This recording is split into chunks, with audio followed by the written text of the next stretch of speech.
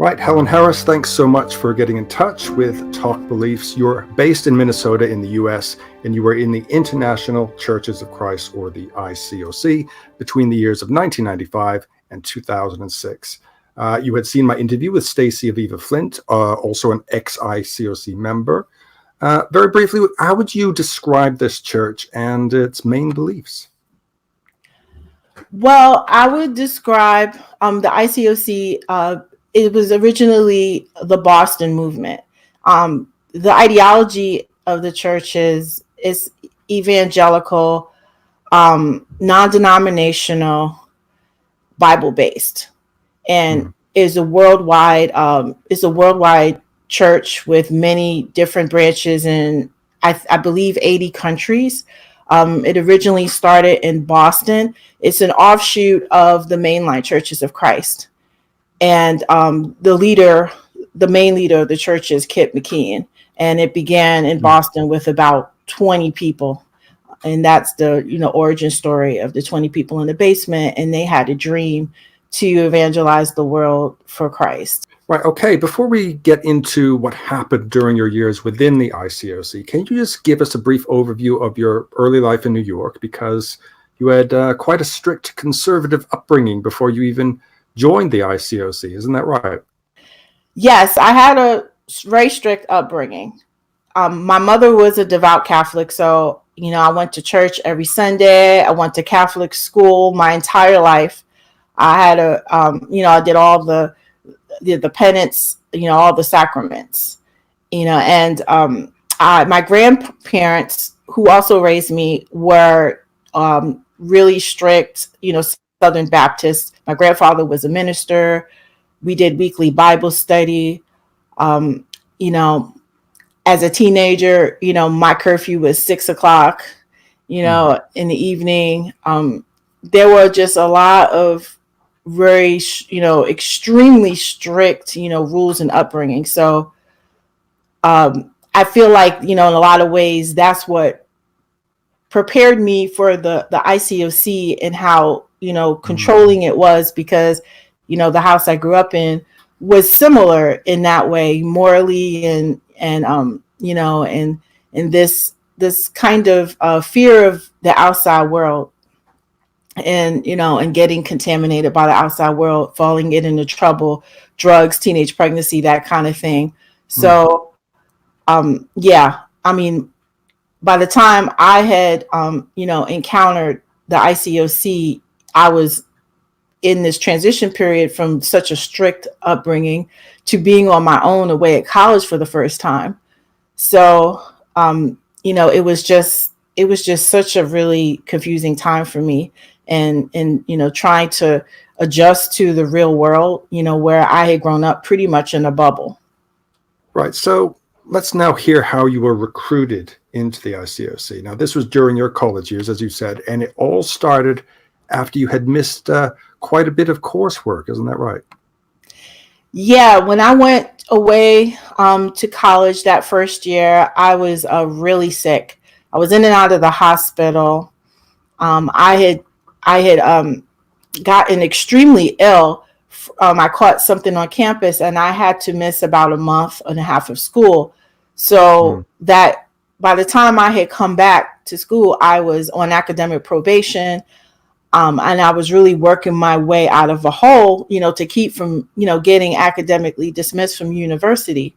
So by the time my second semester, came around, a freshman year, that spring semester, I had a math tutor named Damaris, and she was in the ICOC. At the time, I didn't know that, but she was, she would tutor me a few days a week in math, and I was really struggling in calculus at that time, and I was part of a minority student program that had grad students that would, give tutoring sessions for free to undergraduate students.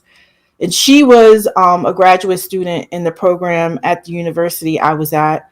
And she was studying to be a teacher. She was in the education program. So she was tutoring in math. And one night she invited me to her church. after a conversation that she and I had gotten into about, me being sick. I was really, really depressed at that time because a lot of things in my life were going on. I was estranged from my family. There was a lot going on at home, and I was really sick. I was struggling at school. Again, I was trying to figure out what I wanted to do with my life. And, that freshman year of college, it was just a very confusing, depressing time for me as, socially, I was just struggling in a lot of different areas.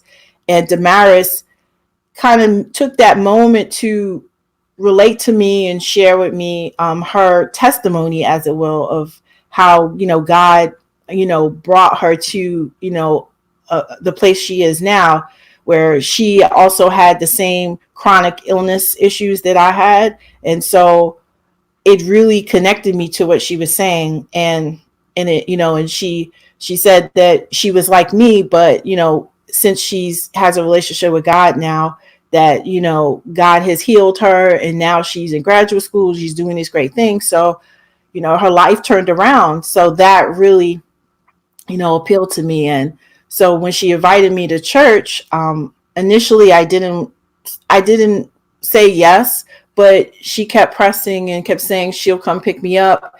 And, she just kept, whatever reason I had, she said, no, that's no problem. You don't have to dress up. You don't have to worry about transportation.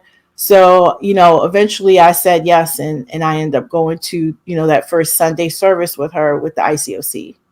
Bit of a hard sell then, by the sounds of it. Yeah, well, it's a mixed bag, because at that time, she called me at a time where I really was looking to find a church in the area. Again, I was away from home in a different city, so I was looking for a church at the time. But then there was something about it. I don't know what it was, but it's something that felt very awkward to me that, she invited me to church, and as my, she's my math tutor. So it was out of context for her to do that. So I felt a little weird about it for some reason. And, because, I didn't know her that way outside of tutoring. So, so I was seeking something. I was seeking to try to go to a different church. I was raised Catholic, so I was looking for a church that was not Catholic. I was looking for something a little bit more, modern, with more young people, with the youth program, the people my age. So, so there was, it was a mix. I had mixed feelings about it. I'll put it that way. So what was it like being a fully fledged member? You found yourself in a leadership role and were part of this big family of so-called brothers and sisters. But then one day you paid a visit to the original church, which the ICOC sprung from, the mainline Church of Christ. So tell us about the events that unfolded from there. Well, the first thing is, coming from a dysfunctional family background, the ICOC, it was like being part of, a new family, a family that, because, there's a lot of love bombing that goes on.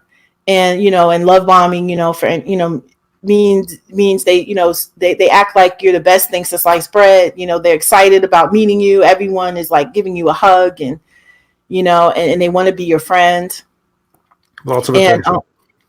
Yeah. And it, and, it felt like, oh, I have this new, group of friends and people who are like family to me, because I didn't have that, that connection with my own family and the support. And they just seemed so positive, and, and I didn't grow up in an environment where there was a lot of hugging and and affection. And so, I was bombarded with this affection and people who just seemed like, oh, they were excited to be around me.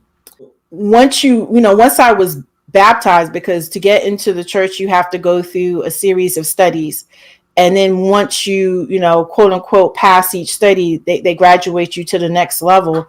Then, once they approve you for baptism, there is a shift. So I remember, during the studies that it was almost, it was like, it was a weird thing where they had their own inside language, they had their own jokes with each other. And I was in the campus ministry. So these were young campus students. And I always felt like I wasn't a part. And they do little subtle things to let yeah, you're not one of us yet. So once you get baptized, once I got baptized, it was an instant change where everyone was just like, oh, I can really call you my sister now. I really love, and they say, we're so glad you're in God's kingdom.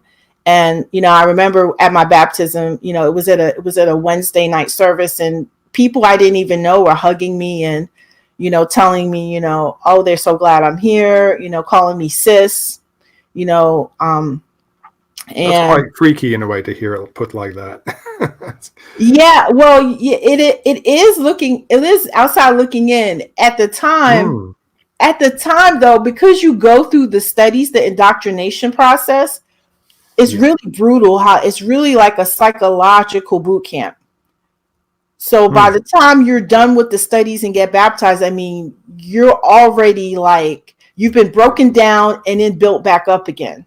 So psychologically, and so you have submitted to, the doctrine, you have submitted to, the church.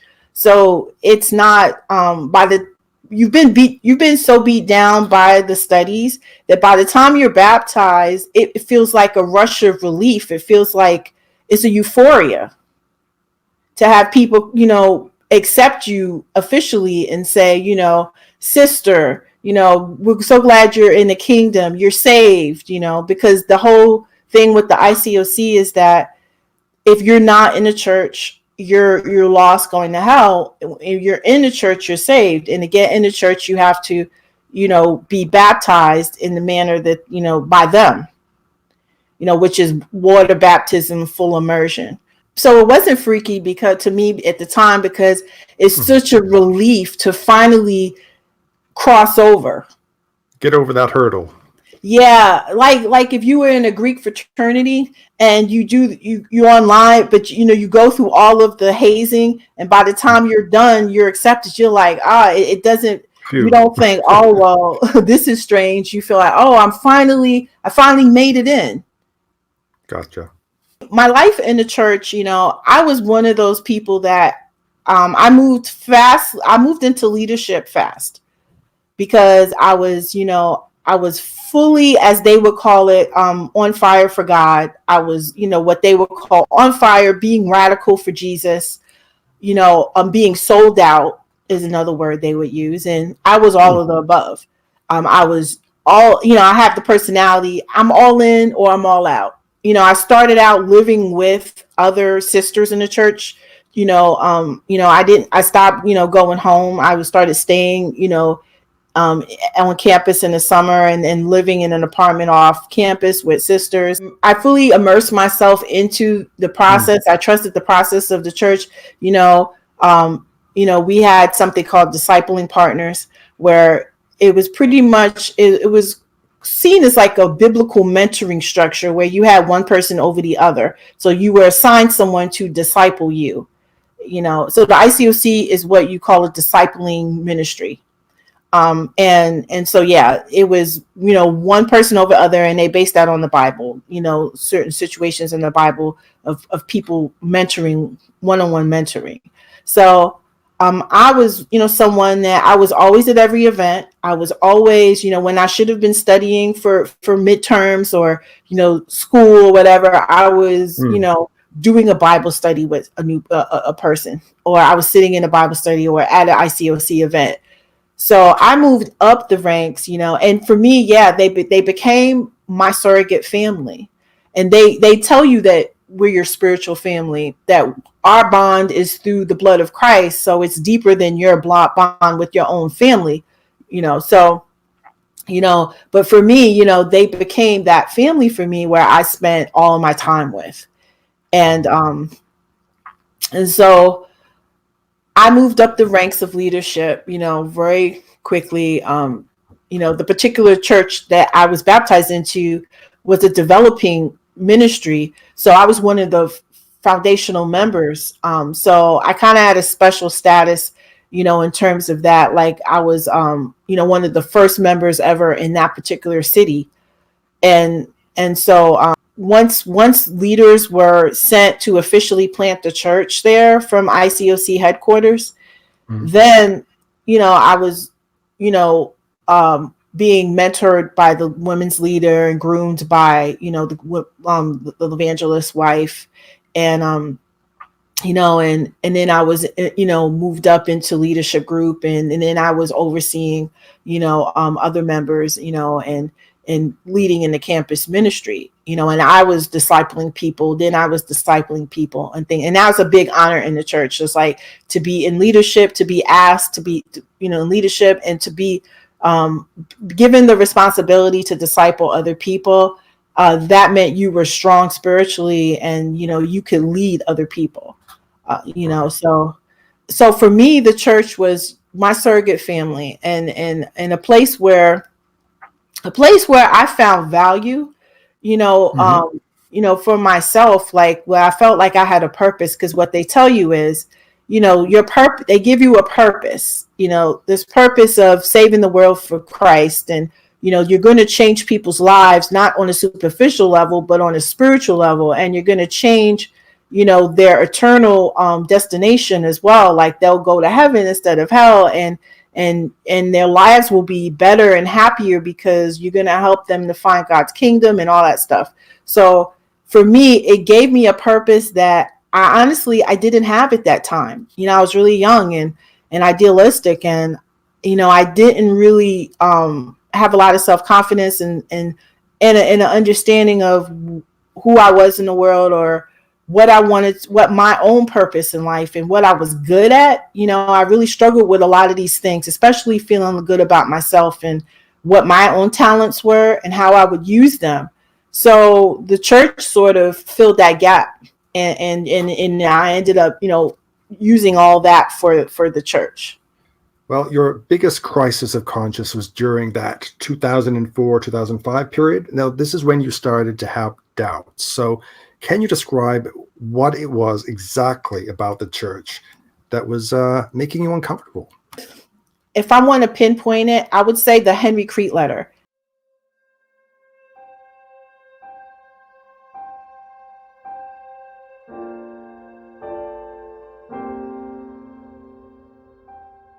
Now, Henry Crete was an elder in the London Church of Christ, and he was one of the top world sector leaders at that point. So he wrote a letter, to the church. He was a whistleblower within the church establishment, and this letter that he wrote was exposing a lot of the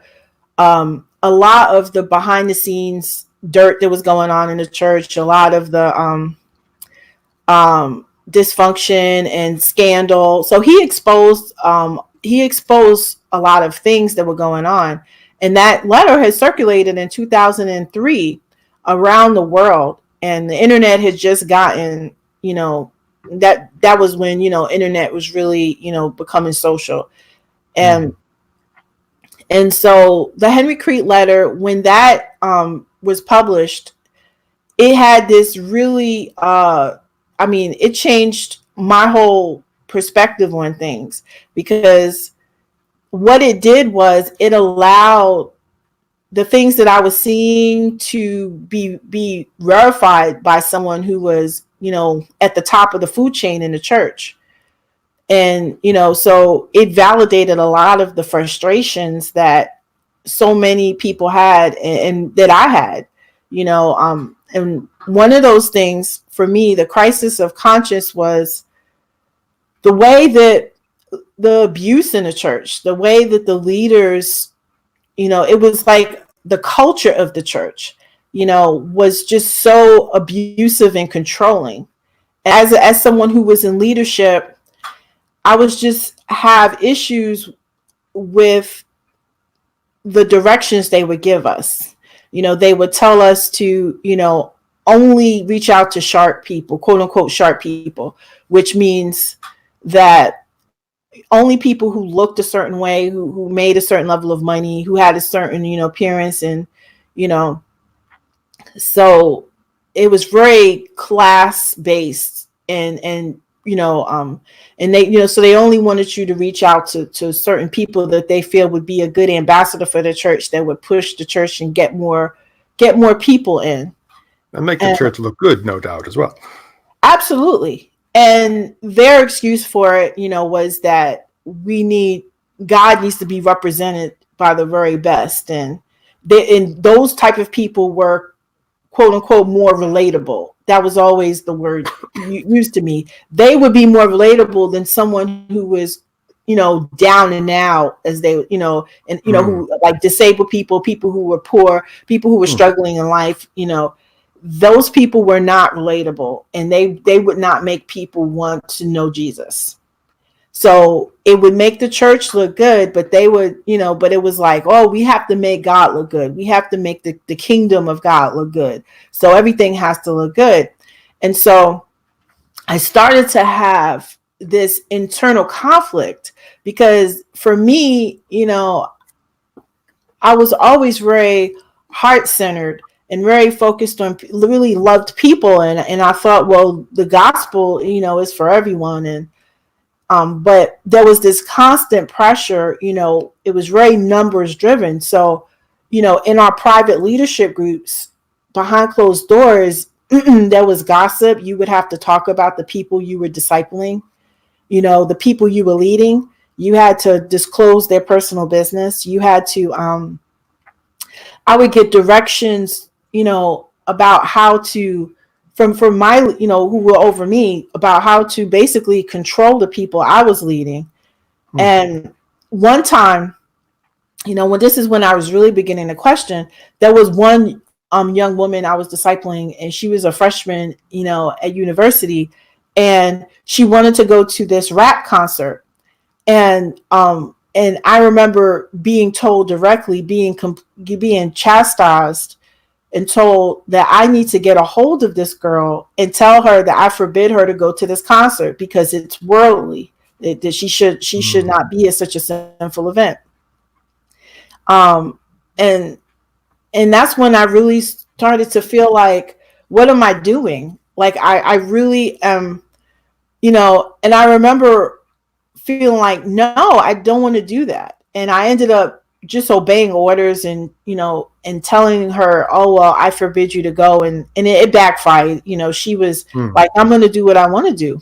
But at that time I was feeling like, wow, what am I doing? Like, who am I to tell someone they can't do something? This is really out of control. And then the other crisis of conscience was the church's belief that they're the only true church. So, that's the foundation of the ICOC, is that we are basically the descendants of the first century church. We are the modern day version of the first century church in the book of Acts. So, Kip McKeon, who, founded the church, he actually believed that he was a genetic descendant of, I think, the Apostle Peter or something. It was, so, I mean, I didn't know that when I was in the church. I found that out later. But I began to question these things. I just said something about that didn't feel right. And there was and I think, with the culture of the church, the older I got, I joined when I was 18, and, I remember when I turned 30 years old, there was this watershed moment for me where I just felt like I was an adult at this point. I just reached this invisible back line that I crossed at, when I turned 30, and a lot of the things that I bought into when I was younger at the church seemed silly. Like, we're the only church. No one's a Christian. No one's a saved Christian unless they go through our Bible studies and get baptized with us. And so some of these things that I bought into when I was younger didn't make sense anymore. And it seemed ridiculous. And I think one final thing was, the lead evangelist in the ICOC, pastors are called evangelists. And the evangelist, was saying to me that, he made a joke that whoever I was going to date, I was single. And he's like, whoever you're going to date, he needs to, I got to meet with him and he needs to pass the test, And I remember I was 30 at that time. And I thought, this is ridiculous. Like, I'm grown. Like, why do I have to, like when I was younger, it felt kind of paternal. Like he was the father, the leaders have this sort of, they're your parents, especially for those of us who are young in the church and single. But the church had this really strict, dating policy, and it was so controlling. It's like everything was, you couldn't be alone in the room with someone from the opposite sex. You had to leave the door open. You couldn't talk on the phone with like, as a sister, you can't talk to a brother on the phone more than like 20 minutes. Everything, everything was considered. There were all these like, gray areas of impurity, and, if you had impure thoughts, you had to confess them and, and so everything was heavily policed. And it just got to be too much. It was too much and it was silly. It just became silly to me as an adult. Like once I hit 30, I'm in my 30s now. I'm like, this is really ridiculous. Like this is not, in the Bible, this is just basically, their rules. So those are some of the things that, were really like the crisis points for me that I couldn't overlook anymore. So after everything that happened, you decided it was time to leave the church, but that wasn't exactly easy, was it? No, it was one of the hardest things I've ever done. And, sometimes people wonder, like, why don't you just get out? Why don't you just leave? But your entire life is completely absorbed and meshed with this, group. It's like a closed ecosystem. It's like everything, your entire social connections and these people are your family, you consider them to be. So it's not easy to just walk away. And then psychologically, the ICOC puts into your mind that you have to be part of the church, because if you're not with God, and you're going to go to hell, literally, like if you are not in the church, because that means you've fallen away from God. So it's not just not attending church services, it's falling away from God.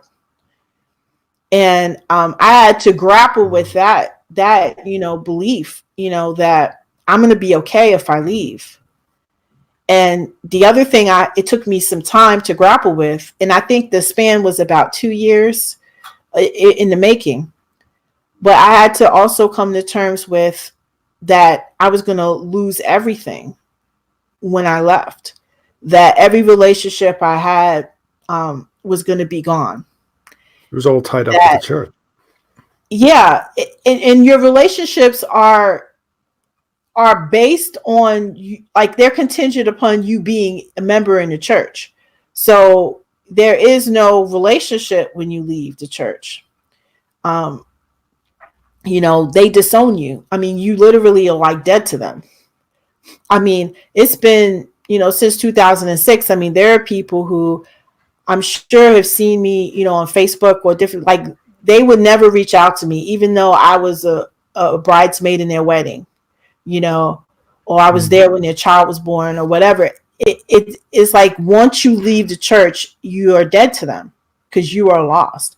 This is the shunning thing that you get in other faiths like Jehovah's Witnesses. You leave, then or you do something they don't like, they turn their back on you. Exactly. It's exactly the same. It's same. It's like they turn their back on you. And so I knew that was going to happen because I'd seen it happen over, the many years I've been in the church. I'd seen it happen to countless people, and I've been guilty of doing that to people, as a member, because there's this fear. It's like they instill in you this fear of keeping a relationship with someone who's left the church. Like when people start questioning and doubting, I've been through that process with people who left the church before me. So I knew what it was going to be like for me. I knew once I started questioning, vocalizing those objections and questions and critiques of the church and the culture and the leadership, I knew that people who I considered my best friends would begin to withdraw from me. And that's what happens over the process. It's like I began to question things. I began to openly question, and the people around you start just slowly distancing themselves from you. It just happens gradually, and you realize, oh wow, my roommate just avoids me all the time now. After I start questioning, I've been very vocal about my objections against leadership in the church. And although I hadn't officially left, it's like you have this scarlet letter on your forehead that it is considered. They call it struggling in the ICOC. It's like you're struggling. You're getting bitter. You're getting a hard heart. When you start to question things. So people begin slowly pulling away from you. They stop returning your calls, or they just stop. They withdraw affection from you and attention. And so I noticed over time, I knew that was going to happen, when I did that. So that's what started to happen. The leaders who, I was one of their top lieutenants, they, began pulling away from me, and they began to stop, associating with me. And over time, I stopped attending church.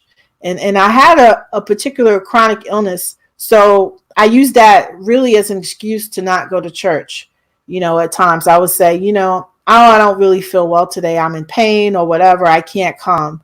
And so the more you stop showing up at church, the more people distance themselves from you, because that's like the main thing people gauge to see how you're doing spiritually. And so if you're doing well spiritually in their eyes, they will be closer to you. If you're struggling, they will either try to pull you back in, to meet with you and to try to change your mind and read scriptures to you, or they will withdraw. So for me, I was one of the strongest people in the church. Most of the church at that time, they looked up to me. So for me, people just began to withdraw. And the other reason, this is important too, that where I was living in what they call a kingdom household. So I was living with other church members, they call themselves disciples. So I was living with two other disciples, who were sisters. You can only live with same sex households, but I was living with two other sisters, and we had rented a house, and one of the women she purchased the house from the owner who was selling it. So she became my landlord. So that was another reason why leaving was difficult, because one, this person was my best friend of 10 years at that point. And two, she was my landlord. And I was in a precarious situation where I needed to find another place to live. And that was a struggle financially, because I wasn't working at that time. And I was having some health struggles. So there was a lot going on. Like I just couldn't just storm out and be like, hey.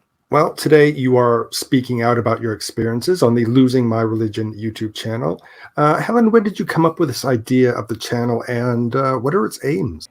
Well, I think it was back in 2012. YouTube was still kind of new to me. So I was watching some other channels on YouTube, and I just thought, well, I had a blog at the time that I was writing out my experiences after leaving, the church and religion in general.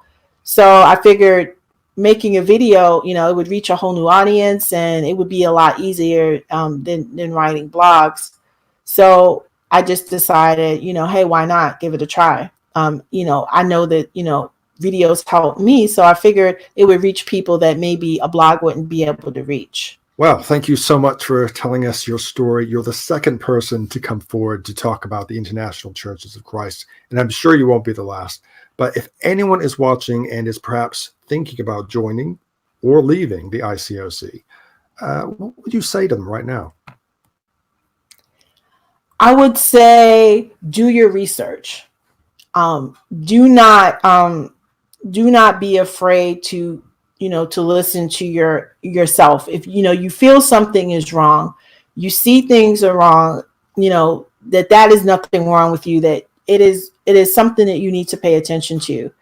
Do not allow fear to keep you from questioning things. If someone is studying the Bible with you, I would say definitely do not continue the studies, because it's not intended to be a learning experience. It's intended to indoctrinate you. But most importantly, to think for yourself, to research, to listen to your, to your gut, reaction that something is wrong, and to question everything, and to be aware of, where you're at in your life. And, we all have very vulnerable areas where sometimes it feels like this thing is what we need right now. But definitely don't be afraid to look at, outside resources, to learn about cults and to learn about, control, how people, use things to control and manipulate people. Helen Harris, thank you very much indeed.